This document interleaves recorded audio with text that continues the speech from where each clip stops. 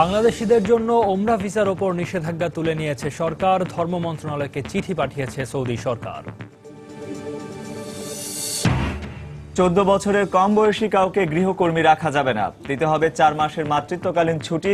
গৃহকর্মী সুরক্ষা ও কল্যাণ নীতিমালার খসড়া মন্ত্রিসভায় অনুমোদন। সকাল থেকে মধ্যরাত পর্যন্ত জমজমাট নির্বাচনী প্রচারণা। দলের হুমকি ধামকির পরও বিভিন্ন পৌরসভায় সক্রিয় বিদ্রোহী প্রার্থীরা। মহাসড়কে ঝুঁকিপূর্ণ 3 চাকার যান চলাচল নিষিদ্ধ হলেও মানছেন না কেউই। নানা অজুহাত চালকদের, সীমাবদ্ধতার কথা বলছে হাইওয়ে পুলিশ। এবং চট্টগ্রামে ডাবল ও ট্রিপল মার্ডার সহ 7 মামলায় জেএমবির 8 সদস্যকে অভিযুক্ত করে চার্জশিট দিতে যাচ্ছে পুলিশ। ধরাছোঁয়ার বাইরে নির্দেশদাতারা।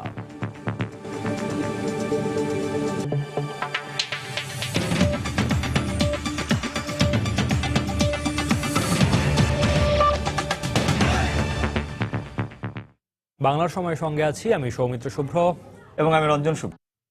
বাংলাদেশিদের জন্য ওমরা ভিসার ওপর নিষেধাজ্ঞা তুলে নিয়েছে সৌদি সরকার। আজ royal embassy of Saudi Arabia ধর্ম মন্ত্রণালয়কে এক চিঠিতে এ তথ্য জানিয়েছে। গত বছরের ডিসেম্বর থেকে এ বছরের মার্চ মাস পর্যন্ত প্রায় 50,000 বাংলাদেশি ওমরা পালনের জন্য সৌদি আরবে গিয়ে দেশে ফেরত না আসার অভিযোগে বাংলাদেশিদের জন্য ওমরা ভিসা সম্পূর্ণভাবে বন্ধ করে দেওয়া হয়। চলতি বছরের মার্চ মাস থেকে বাংলাদেশিদের জন্য সৌদি আরব সরকার এই নিষেধাজ্ঞা জারি করে।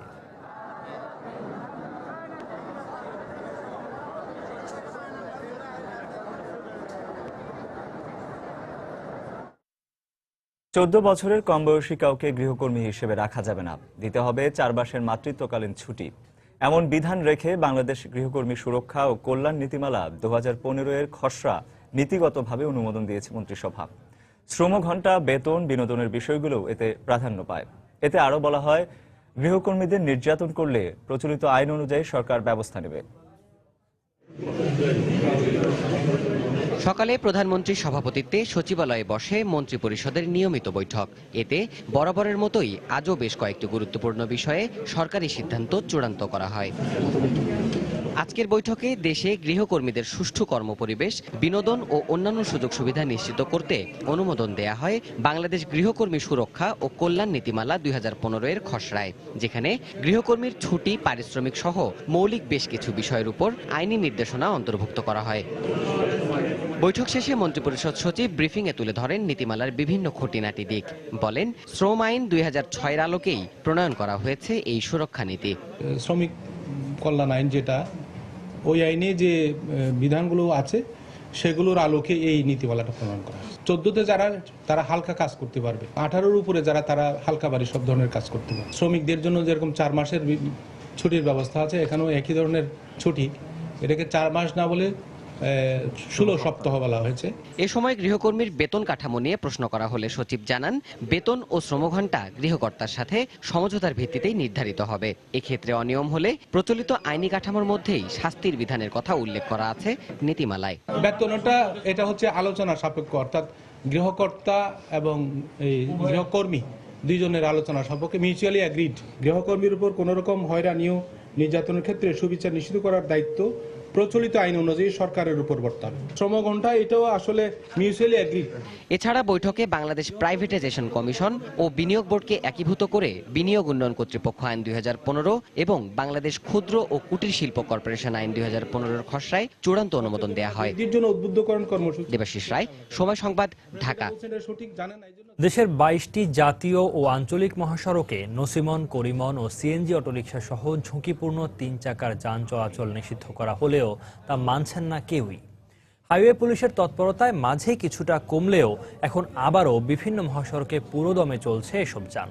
সংশ্লিষ্টরা বলছেন, আলাদা লেন বা রাস্তা তৈরি না হওয়ায় এসব যানবাহনের মহাসড়ক ব্যবহার ঠেকানো যাচ্ছে না। অন্যদিকে হাইওয়ে পুলিশ বলছে, নিয়মিত অভিযান চালিয়ে এসব যানবাহনের বিরুদ্ধে ব্যবস্থা নিচ্ছেন তারা। নিজামুদ্দিন লিটনের ক্যামেরায় তাফসির বাবুর রিপোর্ট। ঢাকা-টাঙ্গাইল মহাসড়কের গাজীপুর অংশ নিষেধাজ্ঞা অমান্য করে পুরোদমে চলছে বিভিন্ন ধরনের অটো টেম্পু, ব্যাটারি চালিত রিক্সা ও ভটভটি। ছোটখাটো এসব হালকা যান মহাসড়কে দূরপাল্লার গাড়ির সঙ্গে পাল্লা দিয়ে যাত্রী পরিবহন করছে। নানা অজুহাতে নিষেধাজ্ঞা মানছেন না চালকরা, যাত্রীরা উঠছেন ঝুঁকি নিয়ে। অ্যাভেলেবেল কোনো বাস নেই যেটা দিয়ে আমি শর্ট রাস্তাটুকু যেতে পারবো, যার কারণে আমাদের এইরকম অটো রিক্সা অথবা যে রিক্সাগুলো আছে এগুলোতে ওঠা। আমরা আসি না, তখন হঠাৎ করে তারা আইসি, মানে ফ্যামিলি নিয়ে যাইতে খালি নামা দিয়ে আসবো। কিনছি, এখন তো না চলে, বুদ্ধি নেই, গরিব মানুষ, এখন তো এই রোডে এখন কম উঠি। নিষেধাজ্ঞা আরোপের সময় 3 চাকার এসব যানের জন্য আলাদা রাস্তা কিংবা লেন চিহ্নিত করে দেওয়ার ঘোষণা থাকলেও পরে আর সে বিষয়ে কোনো অগ্রগতি হয়নি। চালকরা বলছেন আলাদা লেন থাকলে তাদের আর মহাসড়ক ব্যবহারের প্রয়োজন হবে না। আলাদা রাস্তা থাকে তাহলে আলাদা রাস্তার মধ্যে আমরা গাড়ি চালাইতাম বা আমরা এই রোডে উঠতাম না, কিন্তু আমরা তো আলাদা রাস্তা নাই বিধায় তো আমরা এই রাস্তা চলছি। এদিকে হাইওয়ে পুলিশ বলছে নিয়মিত অভিযানে এসব যানবাহন চলাচল কমাতে পারলেও লোকবল স্বল্পতায় তা শতভাগ বন্ধ করা যাচ্ছে না। প্রত্যেকটা ফিডার রোডের মাথায় মাথায় জনবল দেওয়ার মতো জনবল আমাদের নাই। ফিডার রোড থেকে উঠে সে 2 কিলোমিটার দূরে যাবে, তখন সে চেষ্টা করে ওই সিএনজি ওয়ালাকে কোনোভাবে কনভিন্স করে একটু ভাড়া বাড়ায় দিয়ে বলে যে 2 কিলোমিটার নামাই দিয়ে আসো। আমরা মামলা দিচ্ছি, আমরা জরিমানা করতেছি, আমরা মোবাইল কোড করতেছি। এই কর্মকর্তা জানান শুধু গাজীপুর জোনের 15টি জেলায় নিষেধাজ্ঞা অমান্য করায় গত 3.5 মাসে 3 চাকার যানবাহন আটক করা হয়েছে 3,500, মামলা হয়েছে 2,500 আর জরিমানা আদায় করা হয়েছে প্রায় 8.5 লাখ টাকা। কথা ছিল এসব মহাসড়কে চলবে না ছোটখাটো 3 চাকার এ ধরনের যানবাহন, কিন্তু এরপরও সবগুলো মহাসড়কে সবার চোখের সামনে চলছে এই ধরনের যানবাহনগুলো। সংশ্লিষ্টরা বলছেন আইনের কঠোর প্রয়োগের পাশাপাশি এসব যানবাহনের জন্য আলাদা লেন কিংবা রাস্তার ব্যবস্থা করা গেলে মহাসড়কে কমে আসবে দুর্ঘটনার ঝুঁকি। তাফসির বাবু, সময় সংবাদ, গাজীপুর। এবারে পৌর নির্বাচনের খবর।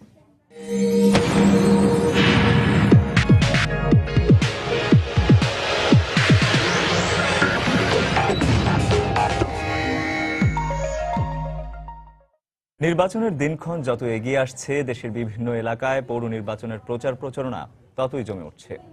সকাল থেকে মধ্যরাত পর্যন্ত প্রার্থীরা ছুটে বেড়াচ্ছেন ভোটারদের দাঁড়ে দাঁড়ে, এলাকার উন্নয়নে দিচ্ছেন নানা প্রতিশ্রুতি। তবে অতীত কর্মকাণ্ডের ভিত্তিতে সৎ ও যোগ্য প্রার্থীকে নির্বাচিত করতে চান ভোটাররা। ব্যুরো প্রতিবেদক ও জেলা প্রতিনিধিদের পাঠানো তথ্য ছবি নিয়ে ডেস্ক রিপোর্ট। ময়মনসিংহের ফুলপুর পৌরসভায় আওয়ামী লীগ ও বিএনপির প্রার্থী একে অপরের বিরুদ্ধে নির্বাচনী আচরণবিধি লঙ্ঘনের অভিযোগ এনেছেন। এছাড়া নানা ধরনের হুমকি দেওয়া হচ্ছে বলেও অভিযোগ করেছেন আওয়ামী লীগের বিদ্রোহী প্রার্থী। মিছিল মিটিং করে বেড়াচ্ছে, তারা মোটরসাইকেলে শুটন দিয়ে বেড়াচ্ছে, তাদের জন্য কোনো আচরণবিধি নাই। আচরণবিধি লঙ্ঘনের জন্য বিএনপির প্রার্থী আমিনুল হকের বিরুদ্ধে আজকে আমি অভিযোগ দিয়েছি। আমি স্বতন্ত্র প্রার্থী হিসাবে যেটুকু আমি প্রতিকূলতা অবস্থার মধ্যে আছি, অনেক সময় দেখা গেছে যে আমার যারা কর্মী তাদেরকে নানানভাবে বিভিন্নভাবে হুমকি দেওয়া হইতেছে। চট্টগ্রামের বাঁশখালী ও সাতকানিয়ায় নির্বাচনী প্রচারণা চালাচ্ছেন আওয়ামী লীগ ও বিএনপির 2 মেয়র প্রার্থী। এক্ষেত্রে দলীয় সরকার ক্ষমতায় থাকায় এলাকার উন্নয়নে সুবিধা হবে বলে ভোট চাইছেন আওয়ামী লীগের প্রার্থী। অন্যদিকে অবাধ ও সুষ্ঠু নির্বাচন নিয়ে শঙ্কা বিএনপি প্রার্থীর। হামলা দিবে, গ্রেপ্তার করা হবে, ভোটের দিন তারা কেউ এলাকায় থাকতে পারবে না, এই ধরনের যে প্রপাগান্ডা চালাচ্ছে এটা কিন্তু আমি খুব শঙ্কিত। মাদকমুক্ত সমাজ গঠন করার, আদর্শ পৌরসভা করার সংকল্প আমার। গাজীপুরের শ্রীপুর পৌরসভায় এবার মেয়র পদে 4 জন, কাউন্সিলর পদে 44 জন এবং সংরক্ষিত মহিলা কাউন্সিলর পদে 12 জন প্রার্থী লড়ছেন। নির্বাচনে জয়ী হলে এলাকার সব সমস্যার সমাধান করতে পারবেন বলে প্রতিশ্রুতি দিচ্ছেন আওয়ামী লীগের প্রার্থী। আর প্রতিদ্বন্দ্বী প্রার্থীর বিরুদ্ধে প্রভাব বিস্তারের অভিযোগ তুলেছেন বিএনপি প্রার্থী। সরকারি দলের কর্মী বাহিনীরা কিছু কিছু জায়গায় আমার পোস্টার, হ্যান্ডবিল তারা ছিঁড়ে ফেলছে। ইনশাল্লাহ আশাবাদী আর কি, পরবর্তী নির্বাচিত হলে আমি সকল সমস্যার সমাধান করতে পারবো। নির্বাচনী প্রচারণা জমে উঠেছে ব্রাহ্মণবাড়িয়ার আখাউড়া পৌরসভাতেও। 1999 সালে প্রতিষ্ঠিত 2য় শ্রেণীর এই পৌরসভাটিতে মেয়র পদে 5 জন, কাউন্সিলর পদে 39 জন এবং সংরক্ষিত মহিলা কাউন্সিলর পদে 9 জন প্রার্থী প্রতিদ্বন্দ্বিতা করছেন। এলাকা উন্নয়ন করতে পারে, পৌরসভার আপদে কাজ লাগে, আমি সরকার তাকে ভোট দেবো। এছাড়া শীত উপেক্ষা করে জোরে সোরে প্রচারণা চালিয়ে যাচ্ছেন নেত্রকোনার মোহনগঞ্জ, বগুড়ার নন্দীগ্রাম ও মাদারীপুরের শিবচর সহ দেশের বিভিন্ন পৌর এলাকার মেয়র ও কাউন্সিলর প্রার্থীরা। মনিরুজ্জামান প্রান্ত, সময় সংবাদ। আসন্ন পৌর নির্বাচনকে দলীয় প্রভাব মুক্ত রাখতে প্রধানমন্ত্রীর সহযোগিতা কামনা করেছে নির্বাচন কমিশন। একটি স্বায়ত্তশাসিত প্রতিষ্ঠানের পক্ষ থেকে একজন দলীয় প্রধানের হস্তক্ষেপ কামনা সুষ্ঠু নির্বাচনের জন্য কতখানি সহায়ক, বিভিন্ন মহলে এ নিয়ে তৈরি হয়েছে নানা প্রতিক্রিয়া। কেউ বলছে এতে নির্বাচন কমিশনের দুর্বলতা স্পষ্ট হয়েছে, যা প্রার্থী এবং ভোটারদের মাঝে আস্থার সংকট তৈরি করবে। আবার কারো মতে কমিশনের এমন বক্তব্য সুষ্ঠু নির্বাচন পরিচালনায় ইসির ইতিবাচক মনোভাবের বহিঃপ্রকাশ, যা এতদিন অনুপস্থিত ছিল। প্রথমবারের মতো দলীয় ভিত্তিতে অনুষ্ঠিত হতে যাচ্ছে পৌরসভা নির্বাচন।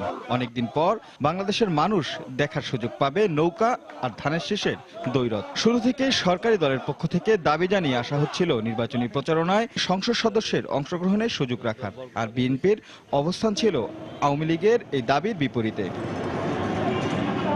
শেষমেশ প্রচারণায় সংসদ সদস্যের অংশগ্রহণের সুযোগ না দিয়ে আচরণবিধিতে আগের নিয়মই বহাল রাখে নির্বাচন কমিশন। কিন্তু পরবর্তীতে দেখা গেছে এই বিধান অমান্য করায় দেশের বিভিন্ন এলাকায় সরকারের মন্ত্রী ও এমপিদেরকে কারণ দর্শানোর নোটিশ দিয়েছে ইসি। এছাড়াও অভিযোগ রয়েছে বিভিন্ন জায়গায় সরকার দলীয়রা প্রভাব বিস্তার করছে নির্বাচন পরিচালনায় নিয়োজিত কাজের উপর। নির্বাচন কমিশনকে দোষারোপ করা একটা এমন বাস্তবতায় সুষ্ঠু নির্বাচনের স্বার্থে রোববার প্রধানমন্ত্রীর হস্তক্ষেপ চেয়ে গণমাধ্যমে বক্তব্য দেন নির্বাচন কমিশনার মোহাম্মদ শাহনওয়াজ। যিনি সরকার প্রধান আছেন তাকেও আমরা বলবো বিষয়টা দেখার জন্য। নির্বাচন কমিশনের কাছ থেকে এ ধরনের পদক্ষেপ ইতিবাচক হিসাবেই দেখছে আওয়ামী লীগ। অপরদিকে বিএনপি বলছে এর মধ্য দিয়ে কমিশনের নিজের দুর্বলতাকেই স্পষ্ট করে দিয়েছে দেশ ও জাতির সামনে। স্বাধীন নির্বাচন কমিশন নির্বাচনের আচরণবিধি মেনে চলার জন্য সকল রাজনৈতিক দলের নেতাকর্মীর উপর তার আইনগত ব্যবস্থা নেওয়ার অধিকার আছে। নির্বাচন কমিশন নিজেই স্বীকার করে বিরোধী দলের অভিযোগকে সত্য বলে প্রমাণিত করলেন। আর বিশ্লেষকরা বলছে একটি স্বায়ত্তশাসিত প্রতিষ্ঠানের মুখে এ ধরনের কথা শোভা না পেলেও এর মধ্য দিয়ে অন্তত নির্বাচন কমিশনের ইতিবাচক মনোভাব প্রকাশ পেয়েছে। এই একটা বক্তব্যের মাধ্যমে কিন্তু অনেকগুলো বিষয় বেরিয়ে এসছে এবং এক অর্থে এটা ভালো যে বেরিয়ে এসছে, তাতে করে আলোচনাগুলো হতে পারে এবং চোখে আঙ্গুল দেখিয়ে দেওয়ার মতো অ্যাকচুয়ালি যে এই হচ্ছে বাস্তবতা, এগুলো এইভাবে ঠিক করা দরকার। নিঃসন্দেহে এটা নির্বাচন কমিশনের দুর্বলতারই প্রতিফলন। সরকারকে অনুরোধ করেছে, হ্যাঁ করতেই পারে, কিন্তু তাদের যেটা করণীয় এটা দরকার হলো এখন তাদের সেই কাজগুলো করা। আগামী 30 ডিসেম্বর 233টি পৌরসভায় একযোগে অনুষ্ঠিত হবে এই নির্বাচন। রাশেদ লিমন, সময় সংবাদ, ঢাকা। এদিকে আসন্ন পৌর নির্বাচন অবাধ ও সুষ্ঠু হবে বলে আশা প্রকাশ করেছেন নির্বাচন কমিশনার অবসরপ্রাপ্ত ব্রিগেডিয়ার জেনারেল মোহাম্মদ জাবেদ আলী। সকালে টাঙ্গাইলে ভাসানী হল মিলনায়তনে সাংবাদিকদের সঙ্গে মতবিনিময় শেষে তিনি কথা বলেন। আমরা ইতিমধ্যেই তাদেরকে বলে দিয়েছি, তাদের সহযোগিতা আমরা চাই, তাদের সাহায্য চাই। যারা কিনা প্রার্থী এবং যারা কিনা প্রার্থীর কর্মী, তারা যদি সকলেই সহযোগিতা করে, আমাদের কাছে যথেষ্ট আইন শৃঙ্খলা বাহিনীর ব্যবস্থা আছে, সকলেই আমাদের সতর্ক থাকবে এবং আমরা আশা করি একটি সুষ্ঠু, নিরপেক্ষ, সকলের কাছে গ্রহণযোগ্য। চট্টগ্রামের বায়েজিদ মাজারে ডাবল এবং সদরঘাটে ট্রিপল মার্ডার সহ 7টি মামলায় জঙ্গি সংগঠন জেএমবির অন্তত 8 সদস্যকে অভিযুক্ত করে চার্জশিট দিতে যাচ্ছে পুলিশ। তদন্তের এ পর্যায়ে সবগুলো ঘটনায় মূল পরিকল্পনাকারী হিসেবে ফারদিনকে চিহ্নিত করা হলেও ধরাছোঁয়ার বাইরে রয়েছে নির্দেশদাতারা। বিস্তারিত জানাচ্ছেন কমল দে। গত 2 থেকে আড়াই মাসে বন্দরনগরী চট্টগ্রামে বেশ কটি বড় ধরনের নাশকতা চালায় দুর্বৃত্তরা। এর মধ্যে বায়েজিদ এলাকায় মাজারে ঢুকে খাদেম সহ 2 জনকে জবাই করে হত্যা ও সংগঠনের তহবিল সংগ্রহের জন্য টাকা ছিনতাই করতে গিয়ে 3 জন নিহত হওয়ার ঘটনা রয়েছে। এছাড়া পুলিশের উপর গ্রেনেড হামলা চালাতে গিয়ে হতাহতের ঘটনাও ঘটেছে। সবগুলো ঘটনার জন্য নিষিদ্ধ ঘোষিত জঙ্গি সংগঠন জেএমবিকে দায়ী করে চার্জশিট দিতে যাচ্ছে পুলিশ। জেএমবির যে সদস্য ধরা পড়েন, তার পরের সদস্যকে ধরতে গেলেই সেটা কাটা পদ্ধতি তারা ব্যবহার করে। তারপরেও মাস্টার মাইন্ড কারা আছে, কারা অর্থ যোগান দিচ্ছে, এই তথ্যগুলো আমরা নিয়ে আসার চেষ্টা করেছি এবং তাদের স্বীকারোক্তিমূলক জবানবন্দি এবং আর বিভিন্ন ধরনের আলামত সংগ্রহ করে আমরা নিশ্চিত হয়েছি যে এই হামলাগুলো জেএমবি কর্তৃক সংঘটিত হয়েছে। তদন্তকারী গোয়েন্দা পুলিশের তথ্য অনুযায়ী বায়েজিদের জোড়া খুনের জন্য 1 জন, সদরঘাটে 3 খুনের ঘটনায় 2টি মামলায় 6 জন, কর্ণফুলী থানার 3টি মামলার প্রতিটিতে 4 জনকে অভিযুক্ত করা হচ্ছে। 7টি মামলার মধ্যে কয়েকটি মামলার তদন্ত প্রায় শেষ পর্যায়ে, যে কোনো সময় অভিযোগপত্র দাখিল করা হবে। আর অন্য যে মামলাগুলো আছে সেগুলো আমরা ঘটনাস্থল থেকে যে তথ্য প্রমাণ পেয়েছি, তারপরে আসামিদের গ্রেপ্তার এবং জিজ্ঞাসাবাদে যে তথ্য প্রমাণ পেয়েছি, সেগুলো আমরা অনেক দূরে গিয়েছি। খুব শীঘ্রই সেই মামলাগুলোরও চার্জশিট আমরা দাখিল করতে পারবো। পুলিশ কর্মকর্তারা জানিয়েছেন 7টি মামলার চার্জশিটে গ্রেপ্তার হয়নি এই ধরনের বেশ কয়েকজন জঙ্গি সদস্যের নাম থাকবে। কমল দে, সময় সংবাদ, চট্টগ্রাম। জনগণের সহযোগিতায় বাংলাদেশ থেকে জঙ্গিবাদ এবং মৌলবাদ দমন করা হবে বলে জানিয়েছেন র্যাব মহাপরিচালক বেনজির আহমেদ। সকালে দিনাজপুরের কাহারোলে কান্তজিউ মন্দির পরিদর্শন শেষে কথা বলেন তিনি। সাম্প্রতিককালে 13টি ঘটনা ঘটেছে। 13টি ঘটনার প্রত্যেকটি ঘটনার মামলা উদ্ঘাটিত হয়েছে, আসামি গ্রেফতার হয়েছে এবং তাদেরকে জেলে প্রেরণ করা হয়েছে। বাংলাদেশে এই ধরনের জঙ্গিবাদী ঘটনা ঘটিয়ে কেউ পার পাবে না। আপনাদের বলেছি, আমরা আলোচনার সময় বলেছি, যেখানে থাকুন না কেন তাকে খুঁজে বার করে নিয়ে আসবো। আজকে হোক, 2 দিন পরে হোক, 7 দিন পরে হোক, বাট তাদেরকে আমরা আইনের মুখোমুখি দাঁড় করাবো। বাংলার সময় আরও থাকছে। পাবনায় বাস ও ট্রাকের সংঘর্ষে 2 নারী সহ 4 জনের মৃত্যু। এদের মধ্যে 3 জন একই পরিবারের। আহত 10 জনের মধ্যে 2 জনের অবস্থা আশঙ্কাজনক। আইন শৃঙ্খলা নিয়ন্ত্রণে পুলিশ ও সাধারণ মানুষকে একসঙ্গে কাজ করতে হবে বলে মন্তব্য করেছেন পুলিশের মহাপরিদর্শক শহীদুল হক। বিকেলে খুলনার শহীদ হাদিস পার্কে কমিউনিটি পুলিশিং কমিটির সভায় অংশ নিয়ে একথা বলেন তিনি। সমস্যার সমাধান তখনই হবে যখন আপনি সমস্যার কারণ চিহ্নিত করতে পারবেন এবং কারণ দূর করার জন্য জনগণকে সাথে নিয়ে এসে পরিকল্পনা বাস্তবায়নের জন্য তাদের অংশীদারিত্ব বাস্তবায়ন করতে পারবেন। তখনই এই সমস্যার সমাধান সম্ভব। অর্থাৎ পুলিশকে বিশ্বাস করতে হবে মনে প্রাণে যে জনগণের সহায়তা ছাড়া আমার কাজের সফলতা আসবে না, আমার কাজের স্বীকৃতি আসবে না। একইভাবে জনগণকে বিশ্বাস, জনগণের মধ্যে বদ্ধমূল থাকতে হবে যে আমাদের দায়িত্ব পুলিশকে। পাবনায় বাস ও ট্রাকের মুখোমুখি সংঘর্ষে একই পরিবারের 3 সদস্য সহ নিহত হয়েছেন 4 জন, আহত হয়েছেন কমপক্ষে 10 জন। দুপুরে ঢাকা পাবনা মহাসড়কের চীনাখড়া এলাকায় এ দুর্ঘটনা হয়। পুলিশ জানায়, পাবনা থেকে ঢাকাগামী নাইট স্টার পরিবহনের একটি যাত্রীবাহী বাসের সঙ্গে বিপরীত দিক থেকে আসা একটি ট্রাকের সংঘর্ষ হয়। এতে ঘটনাস্থলে 4 জন নিহত হন, এদের মধ্যে 2 জন নারী। পরে আহত 10 জনকে উদ্ধার করে পাবনা জেনারেল হাসপাতালে ভর্তি করে ফায়ার সার্ভিস। এদের মধ্যে 2 জনের অবস্থা আশঙ্কাজনক। নিহত 3 জনের বাড়ি আটঘরিয়া উপজেলার লক্ষ্মীপুরের হিন্দুপাড়ায় বলে জানিয়েছে পুলিশ। পাথরের টারটা আপনি মনে করেন যে পিছনে যায় ও মারি দিয়েছে, বুঝছেন? মারি দেওয়ার পরে আমাদের যে গাড়ি ছিল, গাড়িতে যে মানে 4 জন অলরেডি ডেড স্পট আর 4-5 জন আপনার সদর হাসপাতালে পাঠিয়ে দিয়েছে। খবর পাওয়া মাত্র আমাদের টহল গাড়ি চলে আসছে। ঘটনাস্থলে এসে আমরা 4 জন স্পট ডেড পাইছি, ভিতরে আটকানো ছিল, এটা আমরা উদ্ধার করছি এবং 2 জন গুরুতর আহত। জামালপুরের সরিষাবাড়িতে বিএনপির মেয়র প্রার্থী ও বিদ্রোহী প্রার্থীর সমর্থকদের মধ্যে সংঘর্ষের ঘটনায় 10 জন আহত হয়েছেন। পুলিশ ও প্রত্যক্ষদর্শী জানায়, দুপুরে বিএনপির বিদ্রোহী মেয়র প্রার্থী রুহুল আমিন সেলিম আরামনগর বাজারে প্রচারণায় বের হলে বিএনপির মেয়র প্রার্থী ফয়জুল কবিরের সমর্থকরা বাধা দেন। এতে 2 পক্ষের মধ্যে সংঘর্ষ বাধে। খবর পেয়ে ঘটনাস্থলে পৌঁছে পুলিশ পরিস্থিতি নিয়ন্ত্রণে আনে। রুহুল আমিন সেলিম তার মনোনয়ন বাতিল হয়েছিল হাইকোর্ট থেকে, সেইকে এইভাবে রিট করে রায় নিয়ে আসে সে মোবাইল মার্কার নিয়ে প্রচারণায় নামছে। আজকে সকাল 10:15টার দিকে কোরআন শরীফ এবং টাকা নিয়ে মহিলাদেরকে টাকা এবং কোরআন শরীফ দিয়ে ওয়াদা করানোর সময় আমাদের কিছু সমর্থক ওইটা দেখছে। দেখার পরিপ্রেক্ষিতেই ওইটা আজ করতে পারে তারা ওপেন গুলি করছে। সেই গুলিতে আমাদের 4 জন নেতাকর্মী মারাত্মকভাবে আহত হয়েছে। যদি কেউ আমার প্রতিপক্ষ আমাকে হাওয়া করার জন্য বলে যে এখানে গুলি হয়েছে, আপনারা খোঁজ খবর নিয়ে দেখেন কোথাও কোনো গুলির আওয়াজ হয়েছে কিনা। বাংলা সময় আরো থাকছে। প্রবাল দ্বীপ সেন্ট মার্টিনে মৌসুমের শুরুতেই পর্যটকদের ভিড় বেড়েছে। লোকসান কাটিয়ে ব্যবসা ভালো হওয়ার আশা স্থানীয় ব্যবসায়ী ও হোটেল মোটেল মালিকদের। ঘন কুয়াশা ও হিমেল হাওয়ায় উত্তরের জনপদ পঞ্চগড় সহ যশোর ও শরীয়তপুরে জেঁকে বসেছে পৌষের শীত। কুয়াশার কারণে দিনের বেলাতেও হেডলাইট জ্বালিয়ে চলাচল করছে যানবাহন।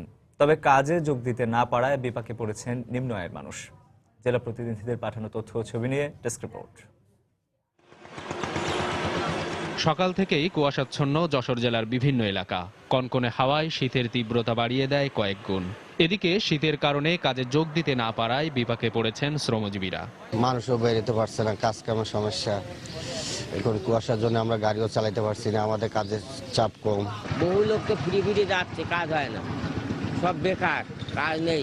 1 দিন হয়, 5 দিন হয় না, খুব অসহায় আমরা দিন কাটতে। অন্য বছরের থেকে এবার শীত খুব বেশি ভাগ, এই জন্য আমরা কাজ কাম সকালবেলায় করতে পারি না।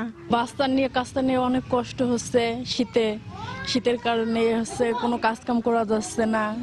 শরীয়তপুরে শীতের কারণে ব্যাহত হচ্ছে স্বাভাবিক জীবনযাত্রা। ভোর থেকে যাত্রীদের অপেক্ষায় অলস সময় পার করতে দেখা গেছে বিভিন্ন যানবাহনের চালকদের। সবচেয়ে বেশি সমস্যায় পড়েছেন নারী, শিশু ও বৃদ্ধরা। কুয়াশার লেগে গাড়ি চালাইতে পারতেছি না, প্যাসেঞ্জার নাই, এইভাবে বসে রয়েছি।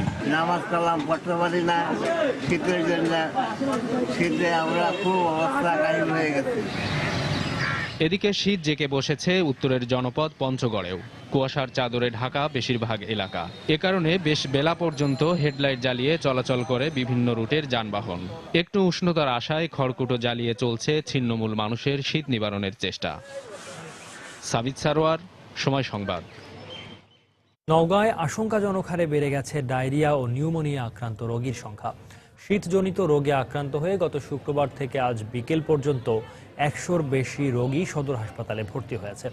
এদের মধ্যে শিশুর সংখ্যাই বেশি। এদিকে হঠাৎ রোগীর চাপ বেড়ে যাওয়ায় হিমশিম খেতে হচ্ছে হাসপাতাল কর্তৃপক্ষকে। কুমিল্লার 14 গ্রামে আওয়ামী লীগ সমর্থিত মেয়র প্রার্থী ও আওয়ামী লীগের বিদ্রোহী মেয়র প্রার্থীর সমর্থকদের মধ্যে ধাওয়া পাল্টা ধাওয়া ও অগ্নিসংযোগের ঘটনা ঘটেছে। এতে আহত হয়েছেন অন্তত 10 জন। পুলিশ জানায়, বিকেলে 14 গ্রাম বাজারের নির্বাচনী প্রচারণাকে কেন্দ্র করে আওয়ামী লীগের মেয়র প্রার্থী ও বর্তমান মেয়র মিজানুর রহমান এবং বিদ্রোহী প্রার্থী ইমাম হোসেনের সমর্থকদের মধ্যে বাগবিতণ্ডা হয়। এক পর্যায়ে দুপক্ষের প্রায় 400 কর্মী সমর্থক নিজেদের মধ্যে সংঘর্ষে জড়িয়ে পড়ে।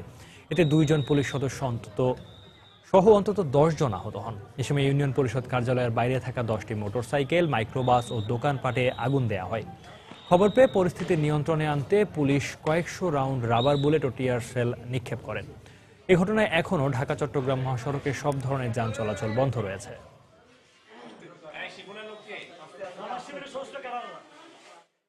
দেশের ব্যাংকিং সিস্টেমকে অনলাইন ও অটোমেশনের আওতায় আনার জন্য বাংলাদেশ ব্যাংক কাজ শুরু করেছে বলে জানিয়েছেন বাংলাদেশ ব্যাংকের নির্বাহী পরিচালক শুভঙ্কর সাহা।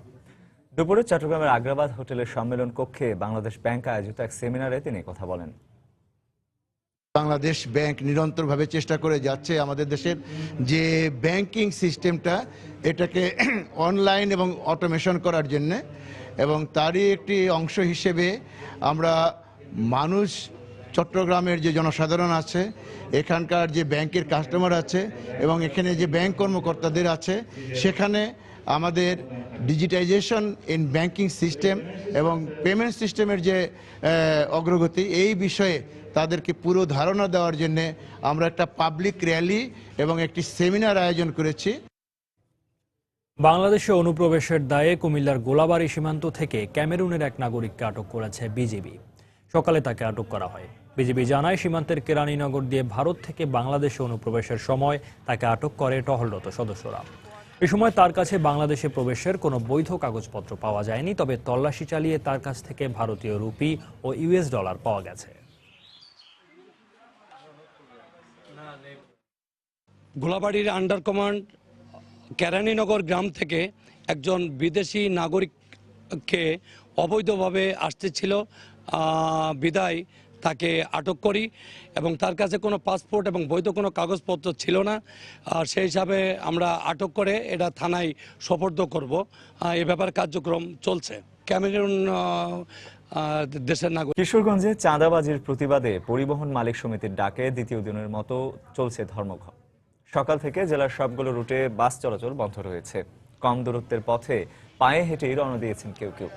তবে দূরের পথের যাত্রীদের পড়তে হচ্ছে বিপাকে। দীর্ঘদিন ধরে স্থানীয় শফিকুল ইসলাম মানিক ও তার সহযোগীরা বিভিন্ন রুটের যানবাহনে চাঁদা আদায় করে আসছে।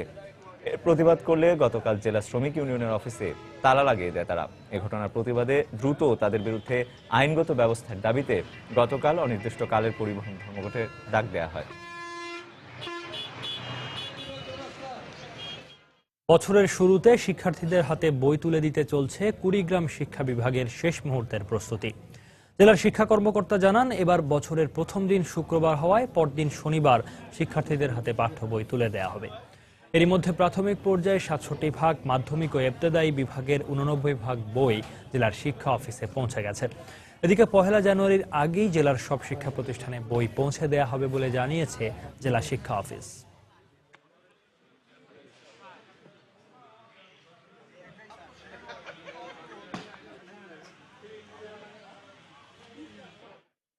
গত ৩ বছর রাজনৈতিক অস্থিরতার প্রভাব পড়েছিল সমুদ্রের বুকে জেগে থাকা ছোট দ্বীপ সেন্ট মার্টিনেও।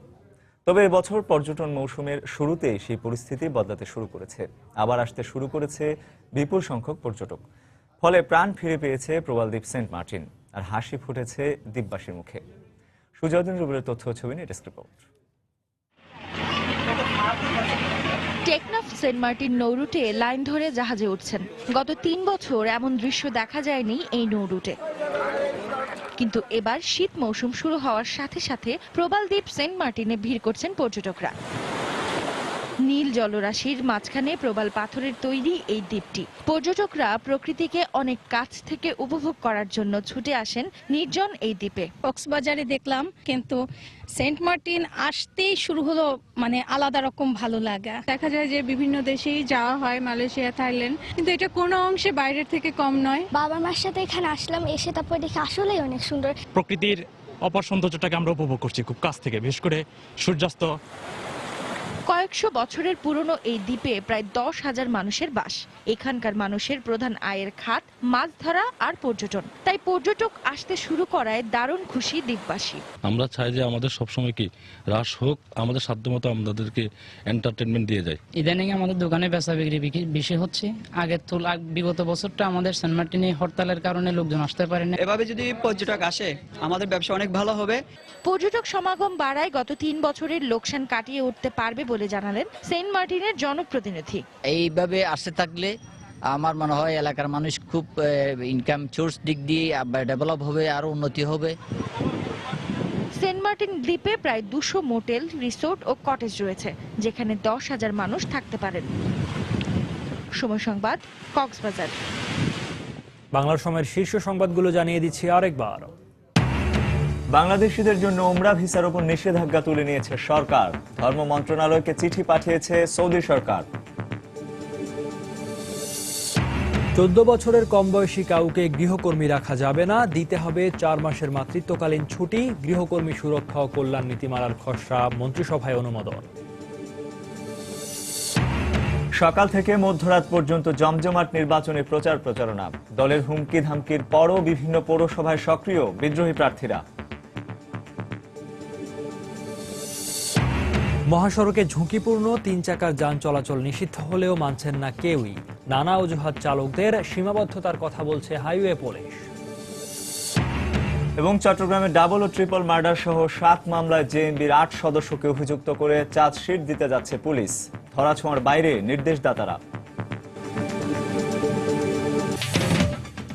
এই ছিল বাংলার সময়। যে কোনো খবর পেতে ভিজিট করুন সময়নিউজ.tv। এছাড়া এই মাত্র পাওয়া খবর আপনার মোবাইলে পেতে SMS করুন, স্ট্যাটাস সেশন লিখে পাঠিয়ে দিন 16242 নম্বর। আর সঙ্গে থাকুন সময়।